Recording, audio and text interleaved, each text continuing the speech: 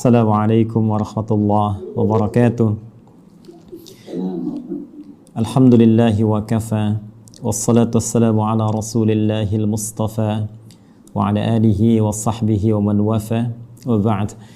Faya ibadallah, ahbaballahi wa ahbab rasulihi sallallahu alaihi wasallam. Usi nafsi wa iyyakum bitaqwallahi faqad fazal muttaqun. Fala tamutunna illa wa antum muslimun.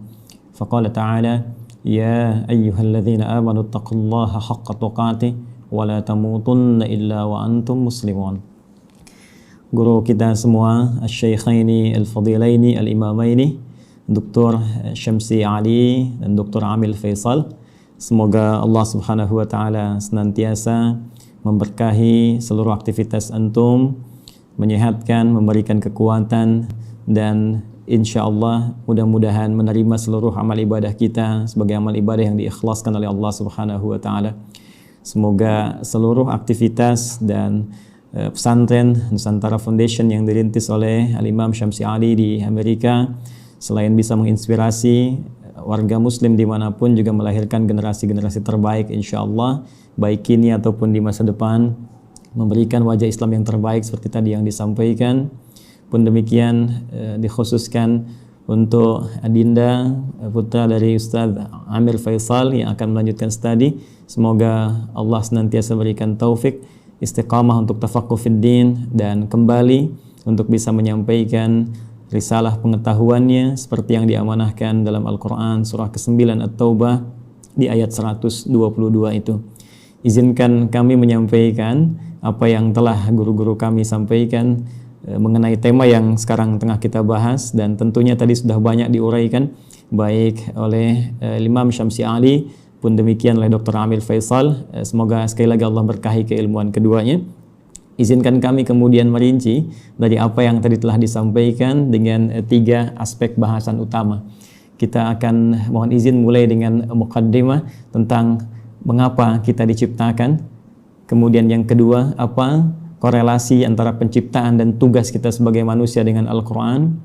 Kemudian yang ketiga, bagaimana kita bisa menampilkan pedoman hidup dalam Al-Quran terkait dengan misi kehidupan kita di muka bumi ini. Tiga ini yang mudah-mudahan bisa saya sampaikan dengan durasi waktu yang telah ditetapkan oleh panitia. Tadi ada sekitar 20 menit ya.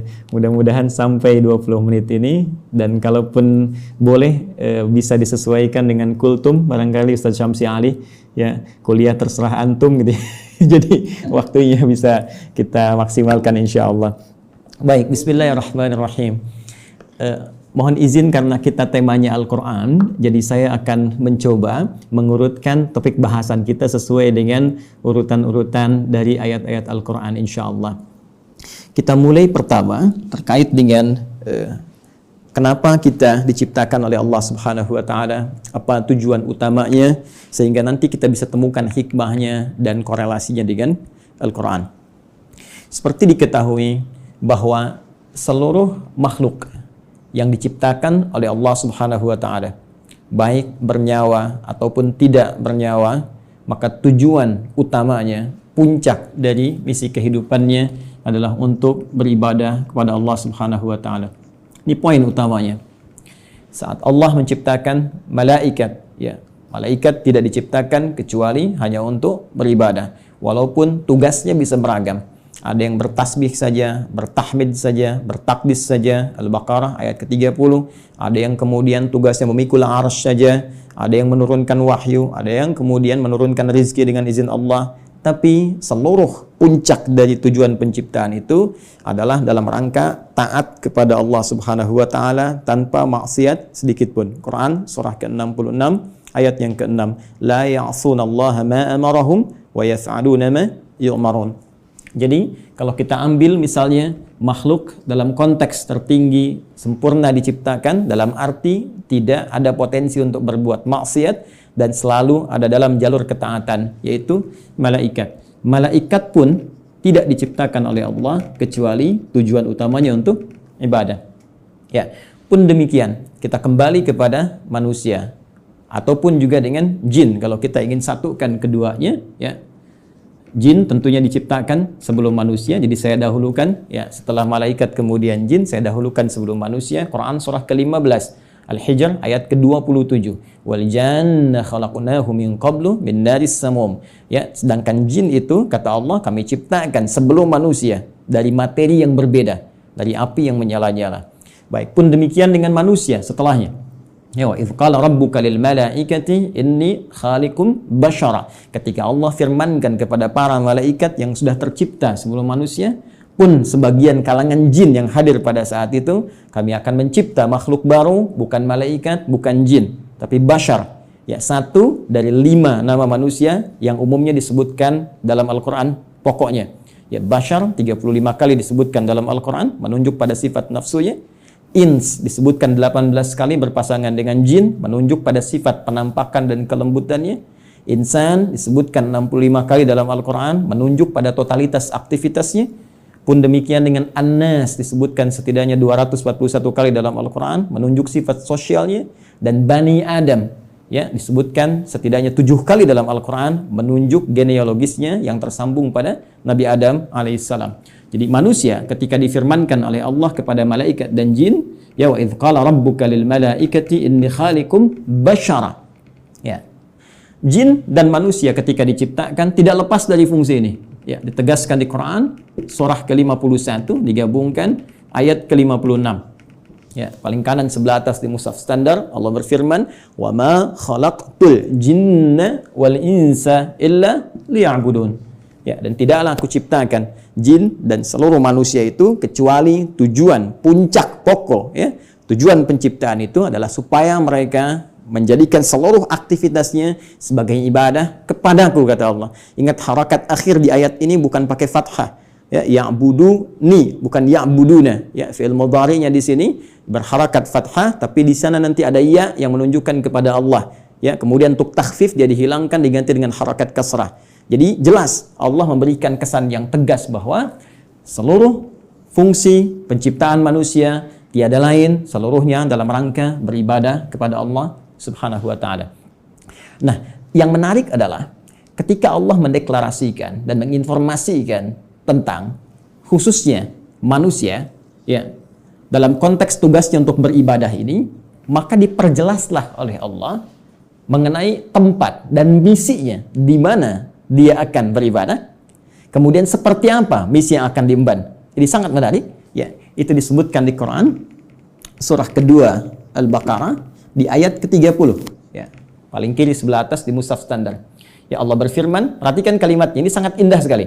Antara penciptaan, pengenalan manusia kepada jin dan malaikat dengan pemberian tugasnya itu dibuka dengan kalimat yang sama, diksi yang serupa, tapi untuk menunjukkan makna yang berbeda. Ya, ingat, karena di Quran tidak ada pengulangan. Ya, ketika disebutkan yang seperti itu, yang serupa, maka kaidah tafsirnya, ya Dr. Amir Faisal, Ustaz Syamsi Ali lebih mengetahui, ya taksisan li ma'nan jadid.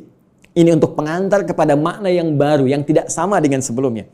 Baik, di Quran surah ke-15, ayat ke-28, ketika Allah mencipta manusia digunakan diksi wa idz qala rabbuka lil malaikah. Ya, kemudian ketika memberikan misinya, dan di mana ditempatkan untuk menjalani misi ini, maka dibuka dengan redaksi yang sama. Wa idz qala rabbuka lil malaika. Seakan-akan ingin mengesankan bahwa, hei, saking dahsyatnya penciptaan manusia ini, saking dahsyatnya misi manusia ini, jadi bukan hanya penciptaannya. Ya, penciptaan manusia ingin menunjukkan tentang dibawanya misi yang sangat agung, sangat dahsyat, sampai-sampai malaikat yang sempurna pun tak berbuat maksiat mesti mengetahuinya. Sampai-sampai jin pun yang dicipta lebih dulu mesti mengetahuinya. Ya, hanya bedanya yang di Quran surah 15 ayat ke-28 Allah menggunakan redaksi khaliq, ya. Karena itu kita menyebut Allah dengan sang khaliq diambil dari diksi Al-Qur'an. Inni khaliqum basyara, mencipta yang tak pernah ada, ya. Sebelumnya, mencipta yang tidak bersandar pada bahan yang ada sebelumnya, beda dengan sifat makhluk yang tercipta. Sedangkan pemberian misinya digunakan kata ja'il. Ya. Inni ja'ilu fil ardi khalifah. Yang di sini menunjuk penciptaannya, yang di sini menunjuk pada pemberian misinya. Kita fokus ke sini dulu dengan cepat. Baik. Baik, Allah dengan tegas, singkat, padat memberikan satu informasi kepada kita semua melalui Al-Qur'an. Kata Allah, aku infokan pada malaikat. Aku infokan pada jin yang sebelum kalian aku ciptakan mereka. Saking tingginya misi kalian, ya. Inni menggunakan taukid, sungguh aku, ja'ilun fil ardi, akan menjadikan. Ingat, ja'il menugaskan, khalik mencipta. Setelah ciptaan itu terjadi, karena Allah mencipta mustahil, ya tidak ada fungsinya, mustahil tidak ada tujuannya. Di dalam bahasa Arab, kalau kita sudah membuat sesuatu, kemudian ingin menjadikan, menerangkan fungsinya, apa yang telah dibuat itu, orang Arab menggunakan diksi ja'ala, ya ja'alu ja'il. Allah telah mencipta manusia, Quran surah 15 ayat ke-28, dan ingin menerangkan ini fungsi, misi penciptaan manusia itu. Maka digunakan kata ja'il. Inni ja'ilun fil ardi. Satu, fil ardi. Di poin ini. Ini menunjuk pada tempat, aku akan menjadikan, memberikan fungsi pada manusia yang telah tercipta itu. Akan menempatkan mereka bertugas, tempatnya bukan di langit. Bukan fis sama, ya. Awas hati-hati, tapi tempatnya di mana? Fil ardi. Ya, yang kita terjemahkan dengan bumi itu. Baik. Khalifah, dan dia akan membawa peran untuk menunaikan tugas ibadah itu sebagai khalifah. Ya. Yang setidaknya punya dua makna pokok. Bisa jadi khalafa yakhlifu, ya, yang saling menggantikan. Artinya kalau satu selesai akan lahir yang lain meneruskan kembali, satu selesai meneruskan kembali, ya, bapak kemudian melahirkan anak, anak melahirkan anak lagi, saling menggantikan. Dan Al-Qur'an memberikan pesan jangan sampai seseorang meninggalkan generasi setelahnya dalam keadaan lemah. Quran surah keempat ayat 9 itu. Wal yakhshal ladzina law taraku min khalfihim dzurriyyatan dhi'afa khafu 'alaihim. Karena itu siapkan generasi terbaik untuk saling menggantikan membawa tugas di bumi. Nanti kalau ada bahasan yang lebih luas kita belajar khusus tentang tema ini, ya. Nanti Allah kasih satu surah khusus yang bukan nabi, bukan rasul, ya, manusia seperti kita, supaya kita tidak berkata ini kan nabi, ini kan rasul. Jadi Allah berikan satu surah yang bukan nabi, bukan rasul, tapi bisa membentuk generasi yang terbaik setelahnya. Yaitu surah ketiga, surah Ali Imran. Imran bukan nabi, Imran bukan rasul, tapi nanti menikah dengan Hannah seperti kita ketahui, melahirkan Maryam. Dan Maryam saat dididik disiapkan, itu nanti bisa jadi pribadi yang lebih baik dibandingkan dengan ibundanya dan ayahandanya. Karena itu Anda temukan surah Maryam surah ke-19, tapi Anda tidak temukan surah Hannah. Ya. Tapi bagaimana keduanya mendidik supaya lahir generasi lebih baik dari orang tuanya. Maryam melahirkan Isa. Isa alaihi salam lebih baik dibandingkan ibu dan kakek neneknya. Ya. Jadi demikian fitrah dalam Al-Quran. Setiap ada generasi mesti lebih baik daripada yang sebelum-sebelumnya. Bapaknya hafal Al-Quran, anaknya hafal Quran dan paham tafsirnya. Ya, anaknya hafal Quran dan tafsir, cucunya paham sampai hadis dan fiqhnya. Demikian seterusnya. Baik. Kembali ke sini. Pun demikian khalifah, ya, selain punya arti menggantikan juga bisa berarti pemakmur. Ya. Pembangun dalam semua nilai-nilai kebaikan. Ya, singkatnya, ditugaskanlah kemudian di bumi. Ini tugasnya. Akan saling menggantikan sampai kehidupan dunia berakhir. Dan ditugaskan dalam rangka ibadah ini untuk memakmurkan kehidupan di muka bumi sesuai dengan apa yang telah Allah tetapkan. Secara singkat diberikan pelatihan kemudian di satu tempat, ya, yang disebut dengan Al-Jannah itu di Quran surah ke-2 Al-Baqarah ayat ke-35. Sebelum turun ke bumi, sebelum membawa misi ini, maka ditugaskanlah sementara waktu diberikan pelatihan, ya, di Quran surah ke-2 Al-Baqarah ayat 35. Wa qulna ya Adamu uskun anta wa zaujukal jannah. Secara langsung ditugaskan pasangan Adam dan Sayyidah Hawa alaihi wassalam. Silahkan keduanya dimasukkan oleh Allah Subhanahu wa taala untuk diberikan pelatihan sebelum diturunkan untuk bertugas ke bumi. Silahkan masuki al-jannah ini, sering terjemahkan dengan surga, oke? Okay? Tapi mohon dicatat, surga ini bukan surga yang kelak kita akan masuki. Ya, karena yang kelak kita akan masuki itu jelas keterangannya, mala ainan ra'at wala udhunun sami'at wala khatara ala qalbi bashar. Enggak pernah terlihat, enggak pernah terdengar, ya. Ya, dari kisah-kisah kita manusia, enggak pernah terfikirkan seperti yang kita lamunkan. Baik. Dan yang paling menarik, tidak ada perintah dan larangan lagi, semua kenikmatan. Ya, tidak ada perintah dan larangan lagi, semua kenikmatan. Jadi Ustaz Amir Faisal jangan terlampau soleh, nanti cita-cita masuk surga masih pengen tahajud bisa. Jadi semua kenikmatan, ya. Tapi di sini tidak. Di sini ada ujian. Wala taqraba hadhihi syajara fatakuna minadh dhalimin. Ya, jangan coba-coba engkau dekati pohon ini. Ujian pertama. Jadi disebutkan perintah kalau dikerjakan melahirkan kenikmatan, fakula minha ragadan haitsu syi'tuma. Kemudian diberikan larangan. Ini perintah, ada larangan. Dan inilah nanti yang akan kita bawa dalam kehidupan di muka bumi. Di bumi itu cuma dua. Kalau enggak mengerjakan perintah, meninggalkan larangan, selesai. If'al wala taf'al. Do it, leave it. Ya, cuma dua ini saja. Baik, kemudian diperkenalkan. Ini tantangannya. Ada nanti iblis yang mulanya dari kalangan jin, ayat 34-nya berbicara tentang iblis. Ayat Quran surah ke-18 Al-Kahf, ayat ke-50 ya, menerangkan genealogis iblis itu dari jin yang bermaksiat, fasik ya. Wa idz qulna lil malaikati isjudu li adama fasajadu illa iblis kana minal jinni fa fasaqa an amri rabbi. Ya, ketika dia mulai fasik disebut dengan iblis. Ketika dia mulai menggoda, mewariskan kefasikannya disebut dengan syaitan. Karena itu diperkenalkan oleh Allah, ya, ini menjadi syaitan di ayat ke-36-nya. Fa'azallahumash syaitan. Setelah tuntas kemudian diberikan bekalnya, di training dulu, kan?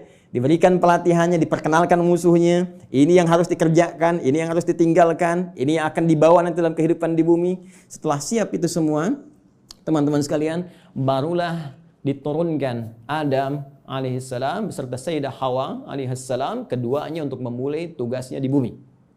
Baik. Dan kisahnya dimulai di sini. Quran surah kedua. Saya langsung ayat 38. Baik. Saya melompat sedikit ke kisah antara bagaimana perjuangan Adam alaihissalam melawan iblis atau syaitan itu. Saya langsung lompat dulu saja untuk mempermudah dan mempercepat kita sampai pada kuota waktu kita. Baik. Quran surah kedua. Ayat 38. Ya, paling kanan sebelah atas di mushaf standar bagi teman-teman yang terhubung dan membuka mushaf, ya. Perhatikan baik-baik. Qulna bitu minha jami'a. Sekarang sudah saatnya, kata Allah, kami firmankan. Dan kalimatnya menggunakan ta'zimin nafsi. Nah, ya, itu selalu memiliki dua makna setidaknya dalam bahasa Arab. Nah, singkatan dari nahnu. Kalau dinisbatkan kepada Allah Subhanahu wa taala, tentunya seperti kita ketahui, memiliki dua makna utama. Satu, ta'zimun nafsi, menunjuk pada keagungan Allah Subhanahu wa taala, puncak keagungannya. Kedua, ta'zimus sya'ni, menunjuk pada dahsyatnya informasi yang akan disampaikan. Jadi saking dahsyatnya misi yang akan dibawa oleh Adam dan Hawa alaihi wassalam sebagai khalifah di muka bumi, Allah sampai menggunakan keagungan zatnya. Ya, jadi ini misi agung. Ya, kehidupan kita di bumi ini kehidupan yang agung, kehidupan yang mulia. Nanti saking mulianya di Quran, ya, surah ke-17 nanti, Al-Isra, di ayat ke-70, itu sampai disebut semua kita ini mulia. Walaqad karramna bani Adam, ya, wa hamalnahum fil barri wal bahr. Ya, semua kami muliakan seluruh anak keturunan Adam. Baik itu yang kemudian hidup di daratan sampai yang beraktivitas di lautan, semuanya kami muliakan, saking mulianya. Dan dimuliakan lebih dibandingkan makhluk-makhluk lainnya. Baik, teruskan. Qulna bitu minha jami'a. Mulai sekarang, ya, kata Allah Subhanahu wa taala, dimulai tugas kalian turun ke muka bumi. Di sini poinnya. Fa imma ya'tiyannakum minni huda. Ini dahsyatnya. Ternyata Allah dengan sifat Rahman, ya, tidak membiarkan hambanya memulai misi tanpa membawa pedoman misinya. Tanpa membawa petunjuk untuk menjamin kebenaran risalahnya. Untuk menjamin terukurnya setiap misi yang ia bawa. Ternyata bersamaan dengan misi yang dibawa itu dan tugas dimulai dalam beraktivitas di muka bumi dengan misi tadi itu, Allah bersamaan dengan itu semua menurunkan satu pedoman kehidupan yang disebut dengan hudan. Ini poinnya.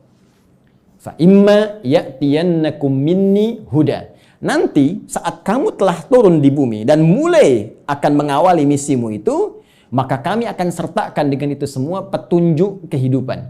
Ingat, hudan kalau disebutkan, saya telah gali diksi ini, ya, dari bahasa Arab, termasuk penyebarannya di Al-Quran, derivasinya, ragamnya, ini Masya Allah, ini bukan hanya diartikan dengan petunjuk, tapi bisa berarti jalan menuju kemudahan, bisa diartikan jalan menuju kesuksesan, bisa diartikan solusi dari segala kesulitan, bisa diartikan jalan untuk membuat kita bahagia dalam ibadah. Secara singkat, kalau kita kumpulkan diksi hudan dalam Al-Quran, secara singkat seluruh arahnya itu mengarah kepada pedoman kehidupan. Ya, pedoman hidup. Ini yang harus kamu kerjakan, ini yang harus kamu tinggalkan, ini yang harus kamu lakukan. Kamu akan mengalami ini tantangannya, ini solusinya. Itulah hudan. Dan sifat rahman Allah menjadikan penugasan ini menjadi nyaman untuk dijalani dan terhindar dari segala kegelisahan dan kesedihan. Perhatikan ujung kalimat ayatnya. Fa imma ya'tiyannakum minni hudan faman tabi'a hudaya. Kalau nanti petunjuk, pedoman hidup ini diikuti saat bertugas di bumi, ya Adam, Hawa, sampaikan pada anak cucumu, setiap mereka ikuti, ya kalian ikuti semua petunjukku ini. Kalimatnya di ujungnya ada ya nisbah kepada Allah. Petunjukku. Jadi ini bukan Nabi Adam yang buat, bukan Sayyidah Hawa yang buat. Ya, Allah yang langsung tetapkan. Fala khaufun 'alaihim wala hum yahzanun. Allahu akbar. Maka aku jamin kata Allah, fala khaufun 'alaihim la fala khauf. Ya, selama menjalani misi di bumi ini tidak akan pernah merasakan kekhawatiran, kegelisahan. La khauf, tidak gelisah. Gelisah itu lawannya tenang. Ya, berarti kalau tidak gelisah tenang. Ya, wala khaufun 'alaihim wala hum yahzanun. Yahzanun sedih. Lawannya senang. Allahu akbar. Ya, lawan dari sedih senang. Ini sangat menarik. Jadi ketika Allah menugaskan Adam alaihissalam, ya, kemudian beserta pasangannya Sayyidah Hawa alaihissalam untuk kemudian berkembang di muka bumi melahirkan anak keturunan disebut dengan Bani Adam nanti, ya kan? Ternyata semua misi itu misi yang menyenangkan. Dan misi yang menenangkan. Jadi kalau dibawa ke rumah tangganya senang, tenang.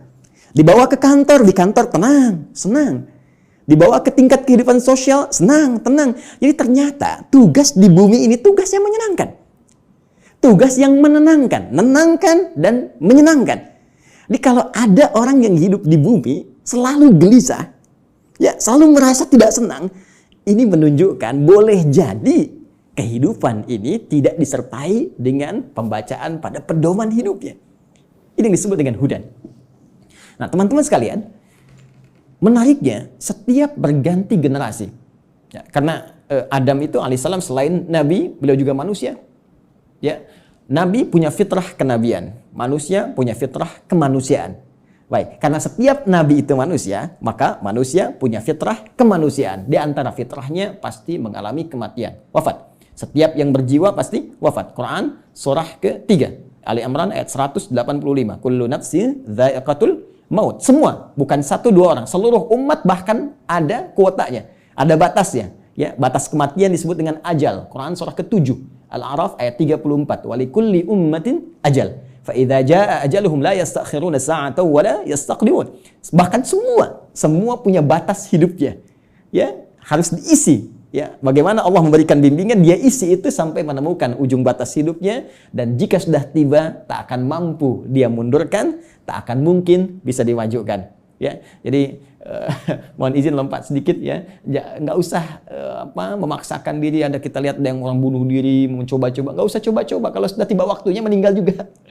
Kalau belum tiba ya nggak akan wafat. Ya, nah ini poinnya. Karena Adam itu manusia. Karena itu punya fitrah kemanusiaan, maka Adam pun wafat.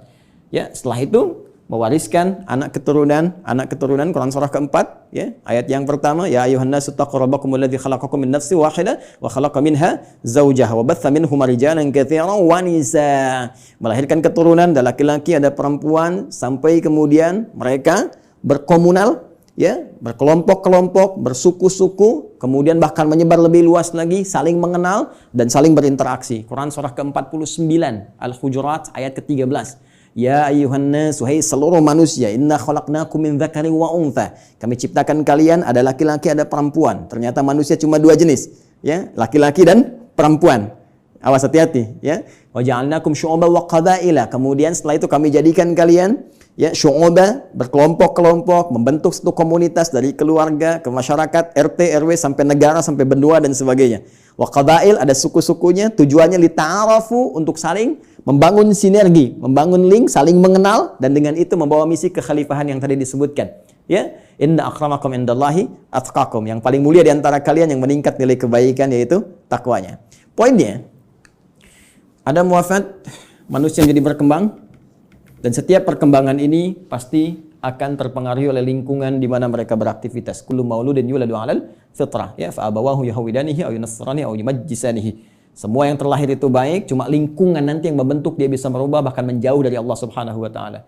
Dalam konteks ini, saya ingin cepat, saking sayangnya Allah kepada kita semua, Allah tidak menginginkan seluruh manusia yang hidup di bumi mengalami kebuntuan dalam membawa misinya dan bahkan mengalami kegagalan. Yang Allah inginkan semua konsep tadi senang dan tenang.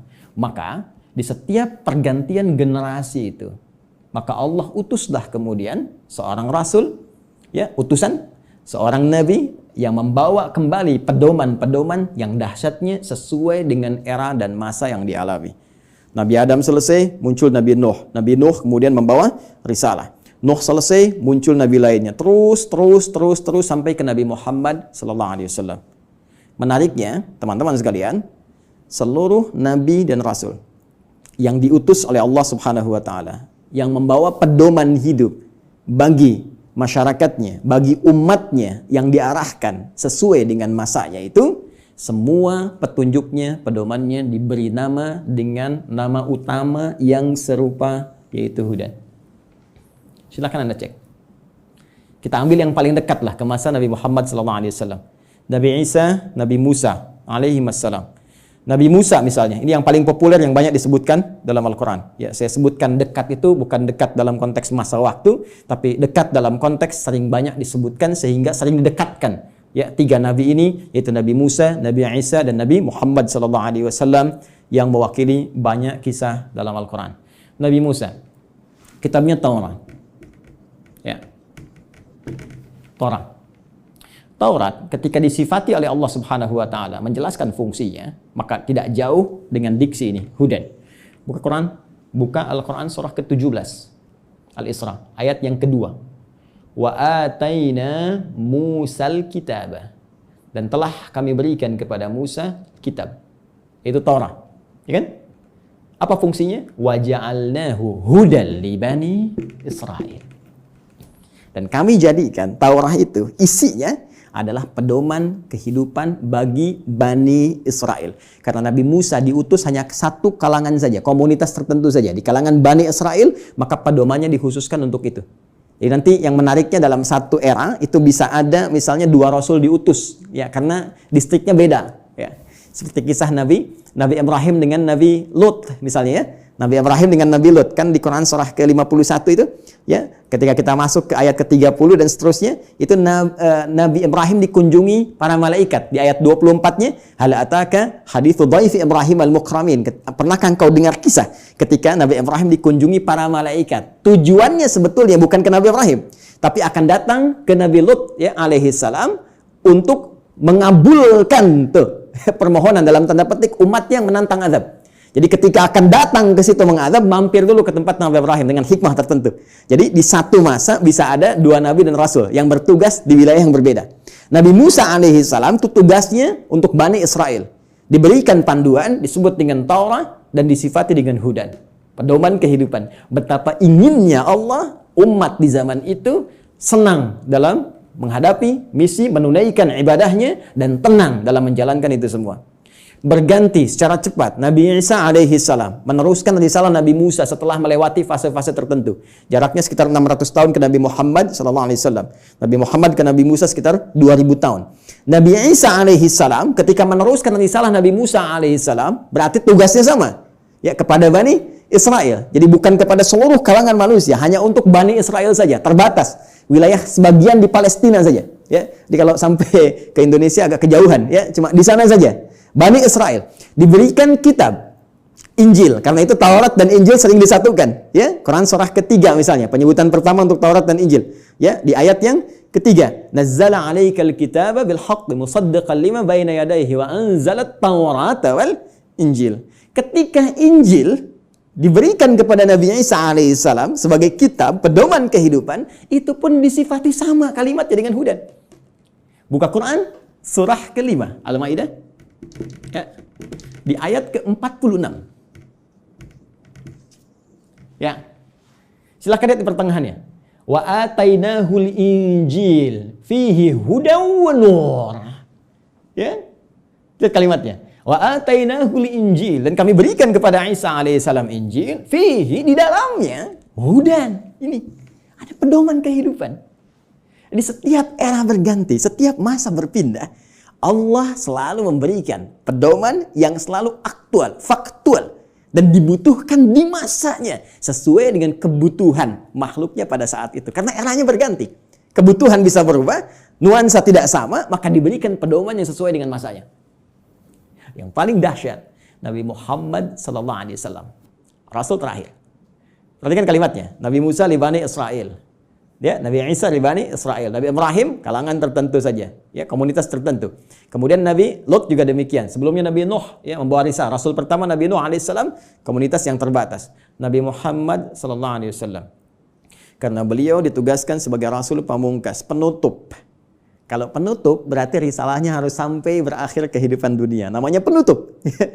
Karena tidak ada Rasul setelah beliau, tidak ada Nabi lagi. Karena itu risalahnya harus bertahan abadi sampai kehidupan berakhir. Maka diturunkanlah oleh Allah yang paling spesial. Karena spesialnya ini menyifati segala hal yang tadi disebutkan. Harus sampai bertahan sampai kehidupan berakhir. Harus beda dengan yang sebelum-sebelumnya. Harus punya mukjizat yang lebih dahsyat. Karena itu yang terakhir ini, karena sifatnya harus bertahan sampai akhir zaman, dia harus lebih daripada yang sebelumnya. Harus bertahan. Tidak boleh ada celahnya. Ya, tidak boleh ada perubahan-perubahan, ya, yang harus terjaga dari lafadznya, katanya, dan sebagainya. Semua harus unggul. Maka dipilihlah oleh Allah Subhanahu wa taala, ditetapkan oleh Allah Subhanahu wa taala, karena ini yang paling dahsyat, yang paling baik, semua yang terkait dengannya selalu baik. Silakan cek.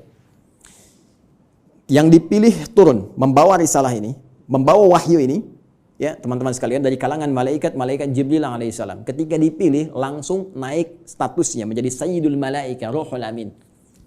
Nabi Musa punya teman, setiap rasul di bumi punya teman rasul dari langit. Nabi Musa punya teman Malakul Maut. Baik, Nabi Muhammad SAW punya teman malaikat Jibril. Malaikat Jibril ketika ditugaskan menyampaikan risalah yang akan dibawa kepada Nabi Muhammad SAW, maka langsung naik status jadi Sayyidul Malaika. Diturunkannya, teman-teman sekalian, di hari Jumat. Ya, hari Jumat, harinya naik status langsung menjadi apa? Sayyidul Ayyam. Yang dipilih menerima ini Nabi Muhammad SAW langsung naik status jadi Sayyidul Anbiya wal Mursalin.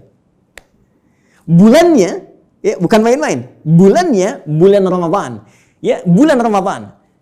Perhatikan baik-baik. Jumat naik status, Jibril naik status, Muhammad SAW naik status. Bulannya Ramadan langsung naik status jadi Sayyidul Syuhur. Bulan yang sangat dimuliakan. Saking mulianya, hanya turun satu malam yang penuh dengan keberkahan hanya di bulan itu saja. Untuk apa? Untuk mengagungkan risalah terakhir yang dibawa. Karena itu nanti surah ke-97, surah yang menyebut keutamaan malam Al-Qadar itu akan disandingkan dengan turunnya wahyu yang sangat istimewa untuk menunjukkan keagungan risalah dan wahyu terakhir yang akan diturunkan pada Muhammad SAW. Tiada lain, tiada bukan, itulah Al-Quran. Inna anzalnahu fi Lailatul Qadar. Ya, sungguh dengan segala keagunganku aku akan berikan informasi yang sangat dahsyat. Inna, aku tegaskan, aku kuatkan, ya, anzalnahu fi Lailatul Qadar. Kami turunkan Al-Qur'an itu di malam Al-Qadar. Baik, teman-teman sekalian, fokus di sini. Apa kaitan Al-Qur'an dengan hudan itu? Kita kuatkan kembali dengan Quran surah kedua ayat 185. Paling kiri di pertengahan di mushaf standar. Ya. Quran surah kedua ayat 185. Karena yang paling dahsyat, ya, karena ini yang paling istimewa, dan untuk seluruh manusia tanpa batasan, maka redaksinya mesti beda. Perhatikan kalimatnya. Syahrul Ramadan alladzi unzila fihil Quran. Ya, di bulan Ramadan yang kalian menunaikan puasa itu, saat itulah diturunkan Al-Quran. Tadi kita katakan, kita sepakati Al-Quran turun di bulan yang sangat mulia, yaitu Ramadan. Quran surah kedua ayat 185. Allah perkenalkan nama kitab, wahyu, pedoman hidup yang diturunkan pada Nabi yang paling istimewa untuk semua manusia sampai akhir zaman, yaitu Al-Quran. Apa tujuan Al-Quran diturunkan? Teruskan ayatnya. Hudal linnas. Tetap tidak akan terpisahkan dari diksi ini, hudan. Dan dahsyatnya, bukan libani kita, li umat kita, linnas. Ini poinnya. Ini bedanya. Kata Allah diturunkan di waktu yang sangat istimewa itu, ya, Al-Quran tujuan utamanya untuk menjadi pedoman hidup. Pedoman hidup. Pedoman hidup artinya pedoman yang dibawa dalam kehidupan. Ya, Anda mau zoom saja sekarang, tak tahu pedomannya, Anda nggak bisa zoom. Itu yang simple. Sekarang Anda mau hidup yang lebih kompleks kita jalani, nggak bawa pedoman, ya nggak, mustahil kita jalani dengan tenang. Mustahil kita akan jalani dengan benar. Ya, jadi ini pedoman kehidupan kita. Artinya semua yang dialami dalam kehidupan itu ada di sini sih ya, Al-Quran. Dan dahsyatnya linnas, untuk semua manusia tanpa batas. Perhatikan diksi Al-Quran. Al-Quran tidak menyebutkan bashar, ya, yang menunjuk pada nafsu, kecenderungan bagaimana mengelola nafsu dan bagaimana keadaan tampilan fisik yang baik. Tidak menyebut tentang al-ins, tunggal. Tidak menyebut insan, ya.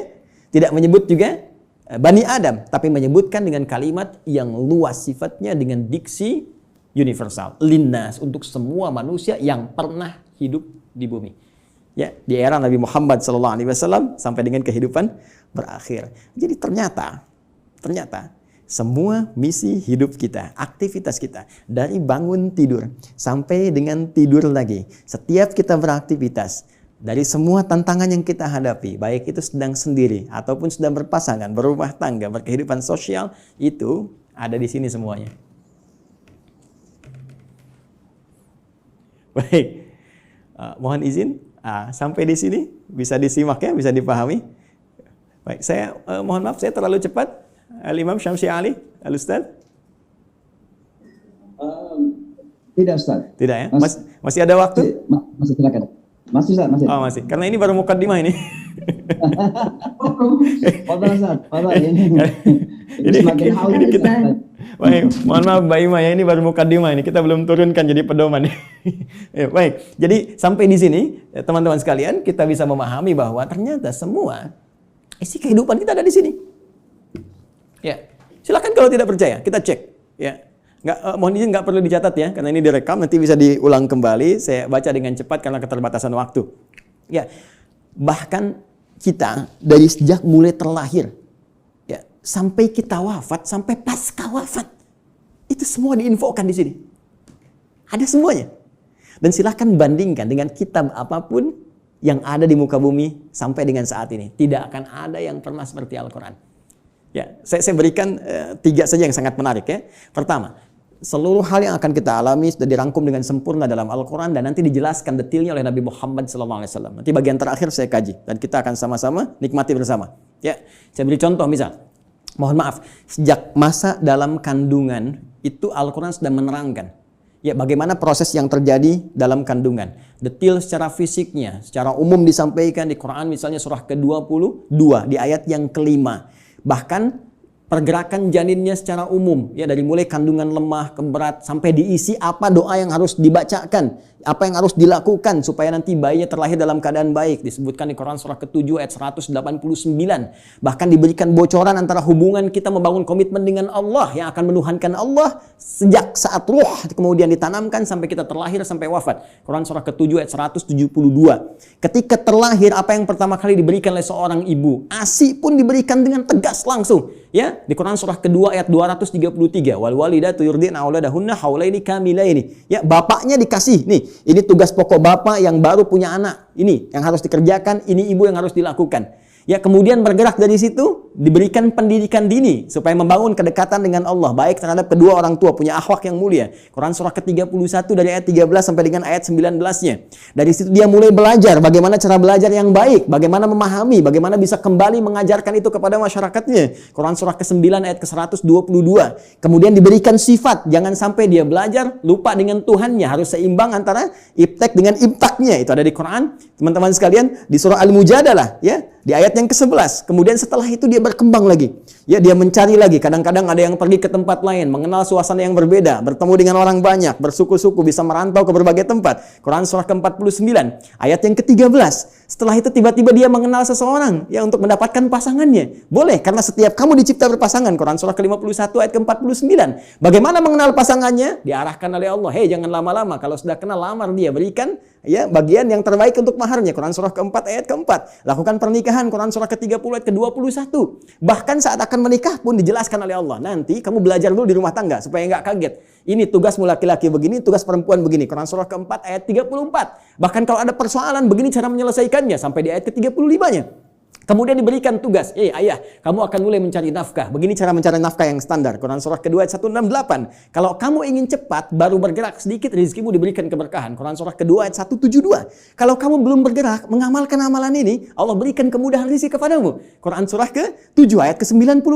Tapi jangan khawatir, ketika engkau bisa mensyukuri semua nikmat itu akan tambah nikmatnya. Quran surah ke-14 ayat ke-7. Tapi kamu jangan lupa, kamu bekerja mungkin akan mengalami tantangan. Ada yang tidak suka, ada yang akan menyingkirkan, menyungkurkan, ada tantangannya. Ya, pelajari dengan sempurna. Ini loh secara umumnya dari mulai ringan sampai berat. Quran surah kedua ayat 214. Ya, kemudian rinciannya Quran surah kedua ayat 155 sampai 157. Cara menyelesaikannya Quran surah ketiga ayat 142. Kalau kamu bekerja, kamu lelah, tiba-tiba kemudian kamu sakit, merasa nggak enak, nyaman, ada zikir Nabi Ibrahim, Quran surah ke-26, ayat ke-80.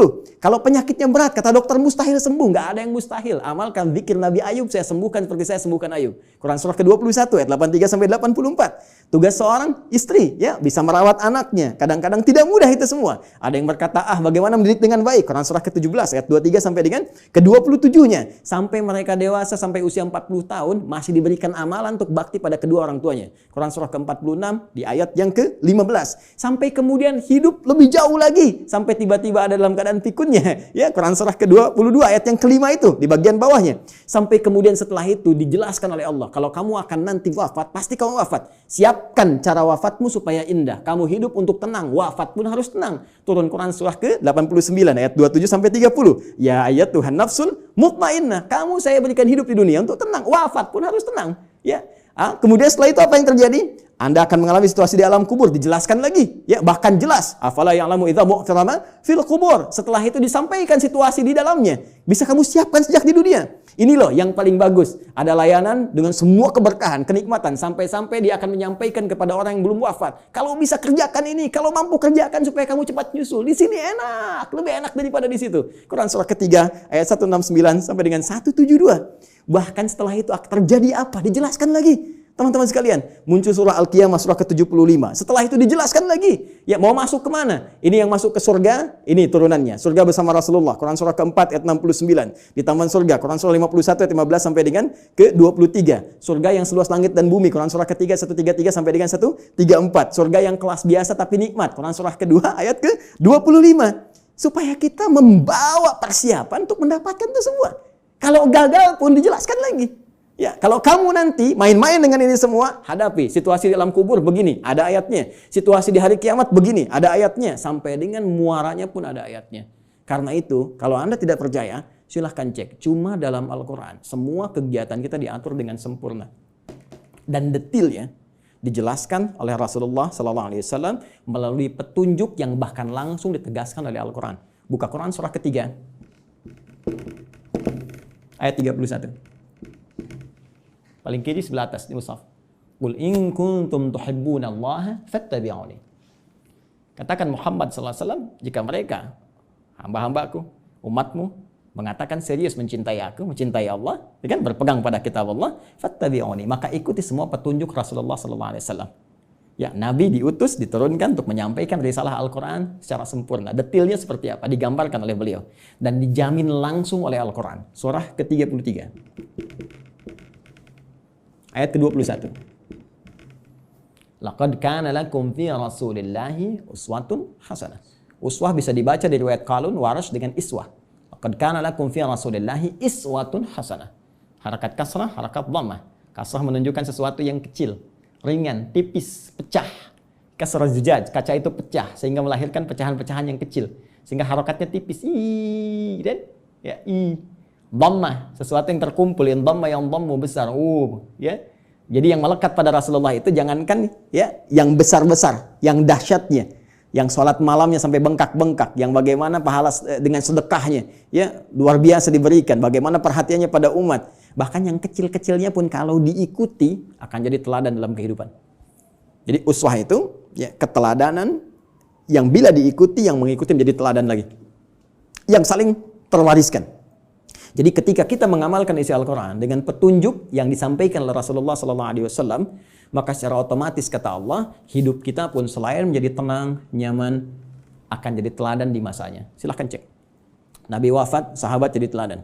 Sahabat wafat, tabi'in jadi teladan.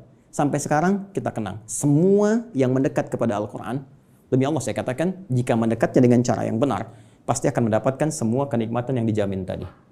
Sekarang bagian terakhirnya, mohon izin dengan cepat sekali, bagian terakhirnya. Bagaimana kita mengeluarkan petunjuk Al-Quran ini? Sehingga menjadi pedoman dalam kehidupan. Ternyata sekarang itu begitu mudah. Dulu zaman Rasulullah, sahabat berjuang. Ya, mengatasi banyak persekusi, bahkan ada yang dieksekusi dan sebagainya. Bahkan belum ada media seperti sekarang, ya. Ada yang tinggal ngeklik saja keluar informasinya dan sebagainya. Tadi Ustaz Amir Faisal sudah menyampaikan, ya, perjuangannya sangat berat. Tapi yang paling menarik, ternyata dari perjuangan yang sangat berat dan dahsyat itu yang terwariskan pada generasi setelahnya. Zaman sahabat banyak menghafal, mengajarkan, menyebar, tabi'in menghafal dan seterusnya. Itu membawa manfaat yang besar bagi kehidupan kita.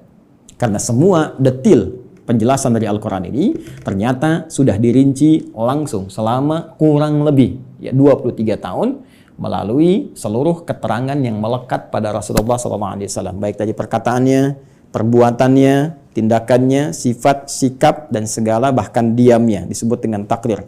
Ya, semua yang melekat pada Rasulullah disebut dengan hadis. Jika dipraktikkan dalam kehidupan, jadi jalan kehidupan disebut dengan sunnah.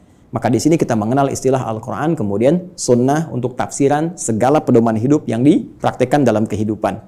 Maka teman-teman sekalian, kalau kita rinci penjelasan ini dengan menggabungkan dua saja, menurut langsung perintah Allah Subhanahu wa taala, Al-Quran dan As-Sunnah, kita akan temukan detil pedoman kehidupan kita di sini keseluruhannya. Kalau tidak percaya, sekarang mari kita cek. Ya. Ini sudah kita pahami. Gambaran pedoman kehidupan umumnya. Detailnya ada di sini. Tadi saya katakan, semua pedoman ini yang terkait dengan keterangan Nabi SAW, kemudian diwariskan pada sahabat, sahabat mengajarkan pada tabi'in, di masa-masa setelahnya, selain ada yang menghafal, ada juga yang menuliskannya. Dan tulisan ini sampai kepada kita, dikenal dengan kitab-kitab hadis. Ya, atau kitab-kitab sunnah, kutubus sunnah atau kutubul hadis. Banyak orang mempersepsikan bahwa kitab-kitab ini hanya bacaan semata. Kalau kita gali lagi, itu Masya Allah. Ya, sampai hari ini saya begitu mengagumi para ulama hadis itu ternyata bukan sekedar mengumpulkan segala yang terkait dengan Nabi, tapi mereka sekaligus menyusun itu semua sebagai pedoman kehidupan untuk kita. Dan dibuat bab-bab sesuai dengan apa yang akan kita jalani dalam kehidupan. Ya. Saya beri contoh misal, yang paling populer, ya Sahih Al-Bukhari. Ya, Sahih Al-Bukhari itu kan nama aslinya, masih ingat? Ya, Al-Jami' As-Sahih Al-Musnad Al-Mukhtasar min umuri Rasulillah sallallahu alaihi wasallam wa sunanihi wa ayyamihi. Ya, coba ulangi. Al-Jami' As-Sahih. Ya, kitab hadis kan umumnya ada 4 kan? Ya, ada Jami', ada Sunan, ada Musnad, ada Mu'jam kan? Ya, dan setiap penamaan itu ada makna. Al-Jami' itu kumpulan yang komprehensif. Umum, sifatnya masih luas, ya, mencakup segala aneka kegiatan. Baik, kalau sudah sunan, itu kitab fikih, ya, hadis yang disusun dengan urutan fikih. Jadi kitab hadis disusun dengan urutan fikih. Sunan Abu Daud, fikih, bab taharah, seterusnya sampai dengan selesai. Taharah, salat, puasa, dan seterusnya. Ya, Musnad disusun berdasar periwayatnya. Anda ingin belajar berapa hadis dari Sayyidah Aisyah, pengen seperti Sayyidah Aisyah, keluarkan dari Musnad Sayyidah Aisyah. Ya, tadi ingin belajar anaknya pintar, keluarkan misalnya Musnadnya Ibnu Abbas radhiyallahu taala anhuma. Mu'jam berdasar urutannya, Mu'jam At-Tabrani misalnya, ya. Baik, tapi ketika kita baca Al-Jami' secara umum, ya, tuntunan kehidupan dari mulai bangun tidur sampai dengan tidur kembali. Al-Jami' kata Imam Al-Bukhari, Al-Jami' saya susun kitab ini dengan materi yang cukup luas, tuntunan kehidupan yang bersumber dari Nabi. As-Sahih isinya sahih semua, saya pastikan saya cari. Ya, al-musnad tersusun sanadnya sampai ke Rasul. Si A, si B, si C disebutkan sampai ke Nabi. Al-mukhtasar isinya nggak bertele-tele, langsung kepada esensinya. Ini keterangan dari nabinya. Kalau butuh penjelasan saya jelaskan sedikit. Min umuri Rasulullah sallallahu alaihi wasallam. Saya tuliskan di sini terkait dengan seluruh kegiatan Rasulullah yang bisa saya dapatkan dan saya tuliskan. Karena nanti yang tak mampu Imam Al-Bukhari sampaikan nanti Imam Muslim datang melengkapi. Ya, sehingga disebut sahihain. Muslim meninggal dua, ada yang tidak dapat sampai ke situ, nanti ada Al-Hakim An-Naisaburi, ya, datang kemudian dengan syarat Al-Bukhari dan Muslim menyebutnya Al-Mustadrak. Secara singkat, wa sunanihi wa ayyamihi, dan sunnah-sunnahnya dan kegiatan hariannya selama 24 jam. Teman-teman, pernahkah membuka Sahih Al-Bukhari dan kita lihat ternyata di situ ada 97 pembahasan. 97 kitab. Kalau bahasa kita sekarang bab, dinamakan kitab, di bawah kitab ada bab lagi. Dari 97 bagian ini, itu ternyata ini petunjuk kehidupan kita. Penjelas dari apa yang Allah sampaikan melalui Rasulullah SAW. Ya, setelah kita Badul Wahyi menetapkan risalah Nabi Muhammad SAW, bagaimana ciri-ciri seorang Nabi, seorang Rasul, supaya nanti tidak ada yang ngeklaim di kemudian hari, ada Nabi baru, Rasul baru. Ya, dijelaskan. Orang kalau baca Sahih Al-Bukhari, kitab pertama selesai. Sudah, nggak akan ada lagi ketika ada info ini ada Nabi baru, sudah lewat tuh. La Nabi ya ba'di. Ya, ini kan yang aneh begini. Kalau ada ngaku Nabi itu nggak aneh. Karena Nabi sudah mewanti-wanti la Nabi ya ba'di. Nanti kelak akan ada ngaku Nabi. Ya, kalau ada begitu lah langsung tolak aja, nggak ada Nabi setelah Rasulullah. Ya. Ya, jadi kalau ada yang ngaku itu nggak usah aneh. Yang aneh itu setiap ada yang ngaku ada pengikutnya. Itu masalahnya. Ya. Jadi kalau kita belajar bab pertama selesai menetapkan risalah Nabi, ya, dan ini pun dahsyat. Di antara maksudnya untuk memberikan kekuatan argumentasi bahwa semua keterangan ini disampaikan oleh seorang yang mendapatkan risalah langsung dari Allah, yaitu Nabi. Buktinya begini. Dan Kitabul Iman ada 57 hadis. Anda sering bertanya, iman saya sering naik turun kayak lift. Ya, kalau naik saya semangat ibadah, kalau turun jangankan salat sunnah, salat wajib kadang-kadang juga ada rasa malas. Bagaimana men-charge itu semua supaya semangat lagi? Kitabul Iman. Kitabul Ilmi, ya, Ustaz Amir Faisal, putranya mau belajar melanjutkan ke Mesir, ya, dan teman-teman yang lain, ada Kitabul Ilmi setelahnya. Bisa dikeluarkan bagaimana petunjuk pedoman belajar langsung dari Nabi. Dan dahsyatnya di Sahih Al-Bukhari ini tidak dimulai satu hadis kecuali dengan ayat Qur'annya dulu. Ini ayatnya, ini hadisnya, hadisnya, hadisnya, hadisnya. Silahkan cek. Kitabul Bai', teman-teman yang pebisnis, ya, silahkan. Yang berniaga, yang berbisnis, keluarkan Kitabul Bai'. Kitabul Tijarah, ya, kitabnya Kitabul Bai', turunannya turunan tentang bisnis. Di pemerintahan, diplomasi, birokrasi, Kitabul Imarah. Ya. Sekarang masa pandemi, ya, teman-teman keluarkan ada Kitabul Wabah, tentang bab wabah, taun, ada semua, ada semua. Dan kalau kita jeli lihat lagi, demi Allah saya katakan, hanya di Islam yang semua tuntunan kehidupan dari bangun tidur sampai tidur lagi ada pedomannya. Silahkan cek. Ya, bangun tidur ada doanya. Silahkan cek, bandingkan dengan keyakinan manapun. Cuma di Islam. Ini kita dalam konteks ilmiah ya, sedang berargumentasi. Jadi kalau nanti di soal kita berargumentasi. Ya, jangan diadukan, tapi kita didiskusikan. Ya, baik. Sekarang lihat, bangun tidur ada doanya. Ya, dan doa itu jangan salah. Doa itu bukan kalimat formalitas yang kita ucapkan untuk menjadikan sesuatu hanya sebagai ibadah semata. Bukan hanya itu. Tapi isi doa itu pedoman bagaimana kita menjalaninya. Bangun tidur apa yang harus dilakukan? Ya, buka misalnya di Abu Daud, nomor hadis 1367 dari Ibnu Abbas radhiyallahu taala anhuma ketika menginap di rumah Sayyidah Maimunah radhiyallahu taala anha. Beliau menyimak Nabi bagaimana Nabi bangun di malam hari untuk mengikuti salat malamnya. Kata beliau, kana Nabi sallallahu alaihi wasallam idza staiqadha min naumi, adalah kebiasaan Rasulullah SAW apabila bangun dari tidurnya. Fajalasa, beliau duduk sebentar. Famasaha biyadihi min athari naumi, kemudian menghilangkan bekas ngantuk dengan tangan yang beliau duga bersih. Ya, jadi dihilangkan dulu. Jadi bukan langsung baca doa saat ngantuk begini. Bangun jam 3:30 masih ngantuk begini. Ketika sadar lagi jam 6 udah hilangkan lu ngantuknya. Baru setelah itu faqara akhirah khawatim surah Ali Imran, membaca 10 ayat terakhir surah Ali Imran, baru baca doa. Alhamdulillahilladzi ahyana ba'da ma amatana wa ilaihin nusyur. Ditegaskan lagi nanti di Al-Bukhari itu nomor hadis 181 nanti, ya, oleh siapa? Mu'adz bin Jabal, ya, dan Dundub bin Junadah. Nanti menyampaikan risalah hadis terkait doa bangun tidur. Bukankah isi doa bangun tidur itu pedoman kehidupan? Silakan cek lagi. Alhamdulillahilladzi ahyana ba'da ma amatana. Saya bersyukur padamu ya Allah yang telah memberikan kesempatan kembali pada saya untuk menjalani kehidupan. Padahal Engkau bisa wafatkan aku dalam tidur tadi. Ya. Wa ilaihin nusyur. Perhatikan, sering diterjemahkan dengan dan kepadanya akan kembali. Hei kawan, nusyur dari kata nasyara artinya beraktivitas untuk mencari bekal pulang. Ya, Anda menyebar. Yang dari Makassar, dari Sumatera, dari Papua, dari Kalimantan bisa datang ke Jakarta untuk mencari bekal supaya bisa mudik pulang. Ramadan pulang mudik. Itu bahasa Arab disebut dengan nasyara yansyaru. Kalau menyebar luas disebut intasyara yantasyiru. Menyebar. Untuk pulang kampung. Kita pun akan pulang. Ya. Teman-teman, mudik itu yang kita lakukan setiap tahun, ya kan? Itu kan bahasa Arab jelas. Ya. Waktunya disebut mi'ad, tempatnya disebut ma'ad. Kita itu pulang kepada Allah. Quran surah 3 ayat 9. Innallaha la yukhliful mi'ad. Pasti kita pulang. Allah nggak mungkin menyalahi janjinya. Tempatnya disebut dengan ma'ad, tempat pulangnya. Ibnu Qayyim al-Jauziyah punya kitab Zadul Ma'ad. Kita pasti pulang.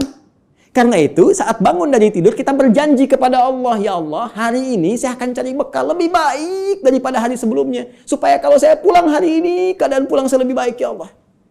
Makanya diajarkan sebelum tidur kita evaluasi diri. Nabi evaluasi hari ini apa yang dikerjakan, besok merencanakan. Turun Al-Insyirah surah ke-94 itu, fa idza faraghta fansab ila rabbika farghab, ya. Disiapkan dari sekarang apa yang mau dikerjakan besok. Ayo teman-teman, saya cek ya. Jangan-jangan selama ini kita pun belum siap mengerjakan apa yang kita lakukan besok. Untuk waktu Indonesia, di Amerika mungkin masih pagi, kan? Saya tanya pada Anda mau baca Quran berapa halaman hari ini? Berapa ayat? Mau sedekah berapa banyak? Mau tahajud jam berapa nanti? Ya, kadang-kadang luput dari kita, malamnya kita koreksi. Makanya Nabi istighfar sebelum tidur. Mengoreksi, Nabi aja yang ahli surga. Tempat terbaik, manusia paling mulia, paling takwa. Yang dilepaskan semua bebannya saat di akhirat, diberikan surga sampai beliau mengatakan saya puas. Wala saufa yu'tika rabbika fatarda. Wala saufa yu'tika rabbuka fatarda. Itu masih istighfar kepada Allah. Saya, Anda, kita siapa? Nabi bukan, Rasul bukan, gak ada jaminan surga untuk kita. Kenapa kita nggak evaluasi keadaan hidup kita? Dan kita melupakan kematian, bahkan kita akan pulang. Pernahkah kita terbayang bahwa saat malam nanti tertidur, mungkin itu kehidupan kita yang terakhir untuk kita kembali? Karena itu kita siapkan, kalau saya besok bangun lagi, ya Allah, saya ingin sholat saya lebih baik daripada sebelumnya. Saya ingin jamaah nanti jam sekian. Ya Allah, saya ingin sedekah besok. Ya Allah, saya ingin baca Al-Quran. Supaya kalau saya meninggal pada saat itu. Dan karena itu, ajal dirahasiakan. Supaya kita siap kapan pun pulang. Karena itu jangan coba-coba ketika Anda terpikir berbuat maksiat, bayangkan seketika wafat. Maka dari itu Anda berjanji saat bangun, saya akan jadi orang lebih baik dibandingkan dengan hari yang kemarin. Itulah sebabnya muncul mahfuzat. Ini bukan hadis ya. Orang yang hari ini ya lebih baik daripada hari kemarin, orang yang beruntung, ya kan? Orang yang sama dengan yang kemarin, orang yang rugi. Orang yang lebih buruk daripada kemarin, orang binasa. Itu mahfuzat, terambil dari nilai hadis tadi. Itu baru bangun tidur. Silahkan cek. Mau makan ada doanya, mau minum ada doanya, berpakaian ada doanya, masuk toilet pun urusan yang sederhana ada doanya. Bahkan langkah kakinya diatur, masuk kiri keluar kanan. Beda dengan masjid, masuk kanan keluar kiri, doanya berbeda. Bangun tidur sampai tidur lagi, pedomannya lengkap semua. Pertanyaan saya, dari sekian banyak kebaikan yang telah Allah tampilkan kepada kita, berapa yang telah kita keluarkan dalam kehidupan? Saya punya dugaan yang kuat, jangan-jangan persoalan kehidupan di muka bumi ini tak mampu kita tuntaskan, bukan karena kita nggak pintar. Mohon maaf, bukan karena kurang gelar. S1, S2, S3, sampai dapat gelar, misalnya pengajaran tertinggi, profesor, dan sebagainya. Bukan karena kurang harta. Tapi mungkin Anda kurang dekat dengan Allah. Kita kurang baca pedomannya. Kurang takwa. Semua kesimpulannya mengerucut kepada takwa. Takwa membangun kedekatan yang paripurna dengan Allah. Karena itu banyak ibadah diarahkan kepada takwa. Puasa la'allakum tattaqun. Salat dibuka dengan takwa. Hudal lil muttaqin alladzina yu'minuna bil ghaibi wa yuqimunas shalah. Haji takwa. Wa tazawwadu fa inna khairaz zadi taqwa. Wa may yattaqillaha yaj'al lahu makhraja wa yarzuqhu min haitsu la yahtasib. Itu puncaknya. Siapa yang mampu mendekatkan diri kepada Allah Subhanahu wa taala dengan takwanya, dengan menjalankan semua isi pedoman-pedoman yang Allah turunkan, maka Allah akan lepaskan dari semua kesulitan hidup, bahkan mengirimkan rezeki dari sisi yang tidak dia duga. Inilah pedoman kehidupan kita, inilah Al-Quran, dan inilah jalan yang tidak mungkin kita hindari, karena ini satu-satunya pedoman yang bisa mengantarkan pada kenikmatan di 3 alam. Dunia, alam kubur, sampai akhirat. Terakhir, sebagai penutup, teman-teman sekalian, saking dahsyatnya Al-Quran ini, Allah ingin membuktikan kepada kita kebenarannya. Al-Quran tidak diturunkan di Romawi yang sudah maju pada saat itu. Bukan di Persia yang sudah punya kekaisaran yang dahsyat. Ya, kalau sekarang diibaratkan Amerika misalnya, Soviet, atau sekarang jadi Rusia dan seterusnya, atau Cina bahkan, kan? Tidak turun di Romawi, tidak turun di Persia. Tapi Allah turunkan di tempat yang paling jauh dari segala titik kemuliaan. Tidak kenal segala titik kebaikan-kebaikan. Ilmu pengetahuan jangan diharapkan tumbuh. Ya, dengan sempurna, dengan baik. Jauh tertinggal. Karena itu disebut dengan jahiliyah. Menggabungkan nama bahkan dengan sifatnya. Tapi tahukah Anda? Ketika Al-Quran diturunkan di umat jahiliyah itu bisa mentransformasikan mereka berubah menjadi khairu ummah. Sampai turunnya Quran surah ketiga ayat 110 itu. Paling kiri sebelah atas di mushaf. Kuntum khairu ummah. Silahkan Anda cek. Semua yang belajar dari Nabi, dari 40 orang fase Mekah, sampai menyebar ke Madinah, sampai bertebaran ke seluruh muka bumi, tidak pernah ada satupun sahabat Nabi membawa risalah Al-Quran, kecuali membawa kesuksesan dan misi terbaik kemakmuran di muka bumi. Silahkan cek.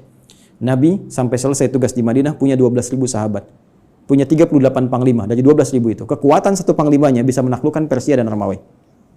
Ya, bisa mengalahkan segala jenis racun. Setiap satu sahabat ekspedisi menjadikan Islam terbawa dengan warna yang sangat indah, diterima bahkan tanpa kecamuk peperangan yang berarti.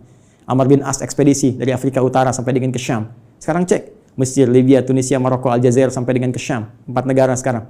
Ya, Libanon, Palestina, kemudian Yordania, kemudian Syria. Silahkan cek, Muslim yang baik. Sa'ad bin Abi Waqqas, ya, waktu ikut ekspedisi mau ke Cina, singgah di Baros, 414 km dari kota Medan. Jadinya Nusantara. Indonesia, Malaysia, Filipina bagian selatan, Thailand selatan, Brunei Darussalam, ya, Masya Allah Rakhin, sukunya dari Rakhinya itu yang sekarang, semua indah, baik. Di mana kita sekarang? Dan keilmuannya nggak nanggung, silahkan cek. Ya, Al-Ghazali, Al-Battani, Al-Kindi, Al-Farabi, ya, silahkan cek. Semuanya sukses. Jadi mau jadi ilmuwan, sukses. Mau jadi diplomat, sukses. Jadi birokrat, sukses. Semua itu tercantum dalam Al-Quran. Dan satu-satunya kitab yang tidak pernah mengalami perubahan. Zaman Abu Jahal dulu dibaca Alif Lam Mim, sekarang pun tetap Alif Lam Mim. Silakan, strukturnya sempurna, segalanya sempurna. Itulah Al-Quran. Tinggal pertanyaannya, tantangan langsung dari Allah, sejauh mana kita bisa meyakini semua ini untuk menerapkan pedoman tadi, mempelajarinya, mengamalkannya dalam kehidupan kita sesuai dengan kebutuhan kita. Membaca, baik. Memahami, mulia. Menghafalkan, dahsyat. Tapi intinya, tidak harus dituntut untuk bisa memahami seluruh isinya. Cukup Anda sekarang, maaf sekali, yang pokok apa? Bawa itu semua. Sekarang tugas dunianya apa? Passionnya apa? Keluarkan petunjuknya, lihat Qurannya, lihat hadisnya, dalami itu, amalkan. Setelah itu, perhatikan. Bedakan rasanya, rasakan bedanya, pasti akan terasa bedanya. Dan dahsyatnya Al-Quran bisa menjadikan tausiah yang 20 menit sampai 60 menit. Baik, saya kira itu dulu sebagai pengantar. Ya, Ustaz Syamsi Ali, maafkan saya kalau terlampau luas waktu yang saya gunakan. Mudah-mudahan ada manfaat yang didapatkan.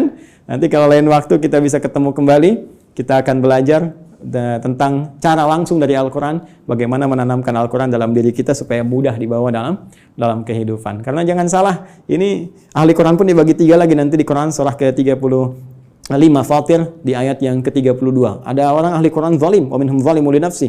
Ada yang paket hemat, bisa untuk dirinya belum bisa berbagi.